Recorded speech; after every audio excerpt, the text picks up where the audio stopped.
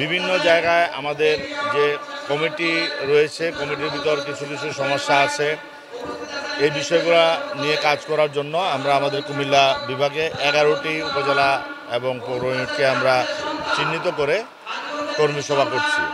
ইতিমধ্যে কিছু দলের যে উচ্ছৃঙ্খল সদস্য যারা দলের বদনাম করেছে তাদেরকে কিন্তু জিরো টলারেন্স দেখিয়েছেন। আমাদের ভারপ্রাপ্ত চেয়ারম্যানের নির্দেশে তাৎক্ষণিকভাবে দল থেকে বহিষ্কার করা হয়েছে। তৃণমূলকে ঐক্যবদ্ধ করার জন্য আমাদের বিএনপির ভারপ্রাপ্ত চেয়ারম্যান দেশনায়ক জনাব তারেক রহমানের নির্দেশে আমরা সারা দেশব্যাপী আমাদের কেন্দ্রীয় নেতৃবৃন্দ সফর করছেন। এর মধ্যে বিভিন্ন জায়গায় আমাদের যে কমিটি রয়েছে, কমিটির ভিতর কিছু কিছু সমস্যা আছে। এই বিষয়গুলো নিয়ে কাজ করার জন্য আমরা আমাদের কুমিল্লা বিভাগে 11টি উপজেলা এবং পৌর ইউনিটকে আমরা চিহ্নিত করে কর্মী সভা করছি। আর কর্মীদের প্রতি আমরা বার্তা দিচ্ছি, যেটা স্বেচ্ছাসেবক দল সহ আমাদের বিএনপি সহ সকল অঙ্গ সংগঠন, আমাদের বিএনপি পরিবার একটি সুশৃঙ্খল সংগঠন।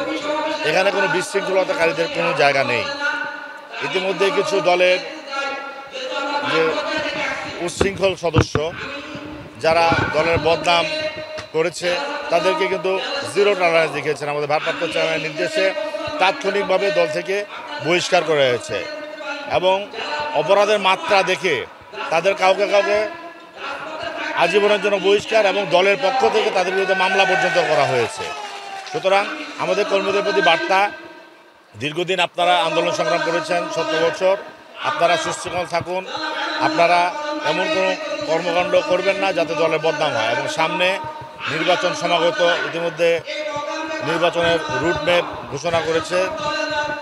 তাই আগামী দিনে আমাদের জনগণের মাঝে যে আমাদের ভারপ্রাপ্ত চেয়ারম্যান যে 31 দফা ঘোষণা করেছেন, 31 দফা নিয়ে আমাদের বিভিন্ন অঙ্গ সংগঠন সহ দলের প্রার্থীরা বিভিন্ন বাজার সাধারণ মানুষজনের কাছে সেগুলো পৌঁছে দিচ্ছেন। এই বিষয়গুলো নিয়ে যাতে আমার কর্মীরা কাজ করে।